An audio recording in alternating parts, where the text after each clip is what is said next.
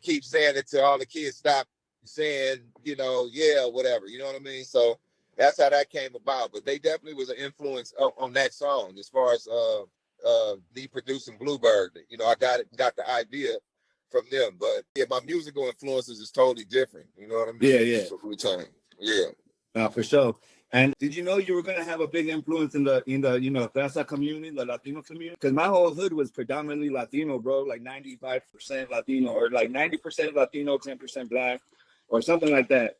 And I didn't even know. I didn't know what type of fans I was gonna have when I first started doing music. To be honest with you, I was just happy to have any. You know, I was just happy, like, man, as long as I get somebody, you know, it's good. But it's crazy though, because now I say since Mr. C passing and me putting out the iPhone I album, it was like I don't know, it's like it just starts switching from us just having like a mixed crowd at our shows to just predominantly like Mexican, Latino. It's like just switched up now. Like everywhere we go now, it's like they the ones keeping the torch lit for us. Man, I love the Latin community, man. They fuck with us heavy. I'm talking about heavy. All our shows, I would say, to 60 to 70%, damn near dominant younger generation. That's one thing I do love about them. Like they show the youngsters, like, man, hey, RBL, you know, they put, because I see a lot of younger Latinos who really be like, man, you know, my uncle, my brother, he put me up on, he used to be out playing in his lowrider or rolling around, you know, hustling. That's all, he gang banging to your music, and I love that. You know what I mean? That we got that type of support.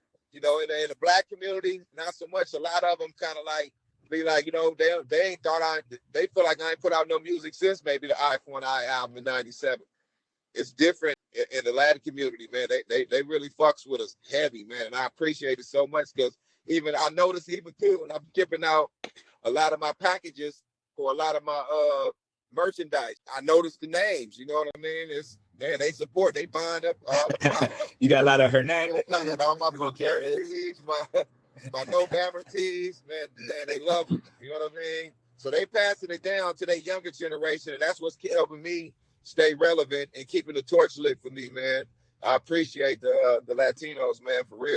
Yeah, that's what I was gonna ask you, because it seems like you always been an entrepreneur, even from the streets. Because that's kind of what I was. I was an entrepreneur. I saved some money and I helped, and with a little help, I moved myself out to go to college, bro, on my own dime, kind of with a little bit of help of the family. But how do you stay relevant? You know, because you're out here still. You're doing the Vlad interview. You feel me?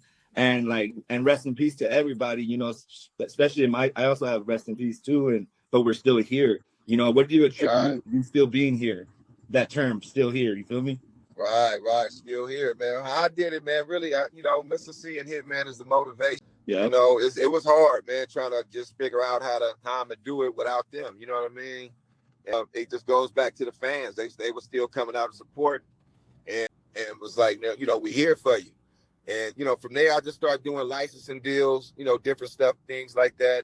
You know, working with different, like even skateboard companies and skateboarders, that community, man, they fuck it. It's heavy. You know what I mean? From FTC to Thrasher, I mean, Quartet skateboards, man, a lot of them, man, they really fuck with us heavy. You know, I appreciate their support. They the ones that help me stay motivated, want to stay in the studio, and, you know, just coming up with different ideas. But, you know, the licensing thing too, like I say, that helped me a whole lot as far as keeping our music out there, keeping it in documentaries, keeping it in, you know, movies and stuff like that. So, and in return, you know, like I said, the fans, you know, be in demand, wanting us to come show up. So I pop, you know, do a lot of my verses from our classics and do some of my new stuff. The fans and the licensing deals, man, help me stay relevant, man. And just me being a hustler too, you know, I just always try to figure out to make something happen. You know what I mean? To connect the, you know, the No Bammer. You know, I'm in the cannabis community trying to network and make something happen. I'm leaving a meeting right now, you know, just coming from Frisco, trying to make something happen. You know, shout out to Sunset Connect, shout out to Buddy Indoor and Natural. You know, I got joint ventures going on with both of them. You know, Buddy I've been dealing with for a while. You know, we got our Roofless runs and our Roofless GMO coming. I like both. And I'm working on this other one, man, that's gonna be real nice that I'm doing with Sunset Connect. You know, they got the Legends line that they got. They just did one with San Quinn. You know, they got It's the Quinn. And yeah, I'm doing something right now with them. You know what I mean? So I'm just leaving the meeting with them, and everything looking lovely. We just finna find that nice flower that we can package up, and I can put that stamp on it, and man, we finna push it like an album. And that's one thing about me, man. I push everything like albums, like I would do an album, whether it's T-shirts, whether it's, you know, I got a new book I'm working on, whether it's a cannabis line. I'm gonna push it like I was brought in the game doing it, you know, a whole campaign, and that's what it's about, you know. I mean, I just enjoy the hustle, you know, and that's how we grew up. And so it just, for me, I just kept hustling. Like I hustle my photography, I hustle everything I do. Even this is networking. You feel me? We're introducing ourselves to each other's audiences without even have to be in person with each other. Right. And yeah, because bro, I was a hustler in them streets. It's funny that it's all legal now, bro. And you know what I mean? How you guys put on the line. Because now I got my own line, Mali Nali. And Mali Nali means Mali Nali in Aztec language means grass. And this is the original blip on the Aztec calendar for grass. So I'm trying to bring like a cultural conversation so my people can start to know who they are and smoke with their ancestors. That's dope, man. That's dope. Linking that up like that. That's how you do it. You push exactly. it, you know, brand it, get it out there, man. You know what I mean? And stay on it. It might not jump overnight. It might not be like, you know, it took Burner a while to get cookies going. Now look at him. He's smooth selling now. You know what I mean? And that's motivation to me. You know what I mean? You just got to push your brand to stay at it. Keep going. You know what I mean? That's the page I'm on right now, man. Just, you know, I got other people who I look at as motivation.